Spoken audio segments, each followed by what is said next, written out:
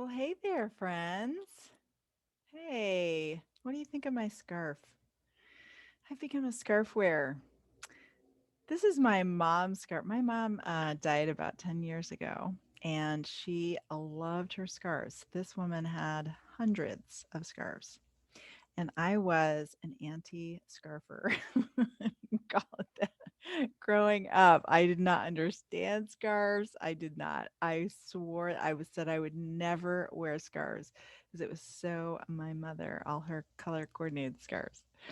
But I saved a few, and this is one of them. So I feel close to her when I wear them. Okay. So we are talking about emotional intimacy and returning to the model of REACH, that acronym. So, do you remember R? R is reflecting what the other person is saying. And E is guessing at their emotions and sharing your own emotions. You also know how to affirm their qualities and characteristics, what you admire and appreciate about them. And also to affirm that you're getting them, that you're hearing where they're coming from. So remember that affirm is a little bit of a 1-2 punch, right? It's affirming their characteristics and it's also affirming that you're on the right track in terms of understanding what they're trying to communicate. So today we are talking about C, which stands for care. And this is about communicating your care for the relationship. It's really where you express your goal for this dialogue.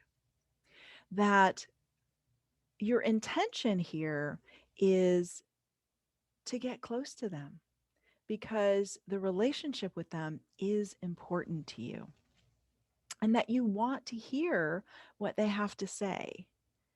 And you tell them how valuable they are in your life and how much you want to connect with them.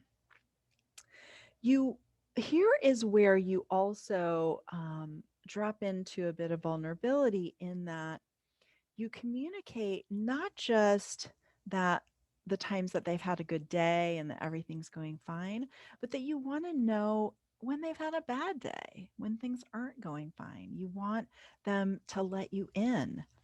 And even when they're having negative thoughts and feelings about you, that you want to know that as well. That's an important part of emotional intimacy, and it builds the glue of emotional intimacy, is when we can express those things openly and safely and be heard in a space that is absent of defense and blame. So, this is an important piece of like, why am I even doing this? Why are we having this kind of dialogue? Because it's an unusual kind of dialogue. It's not our normal everyday dialogue. So, it's the space where you can really express that you really care about being close to them and that you want to have a relationship where you can have those kinds of open dialogues. Now, if they have had experiences in the past, most of us have, where these kinds of dialogues have not gone well, where any kind of expression of anything other than everything's great has kind of gone sideways, it may take some repeating of really these first four steps in this model to be able to build that kind of closeness. And that's okay. You just keep using these tools. And remember, they don't necessarily have to go in order, and you don't have to incorporate all of them in each conversation, even if you throw out one or two.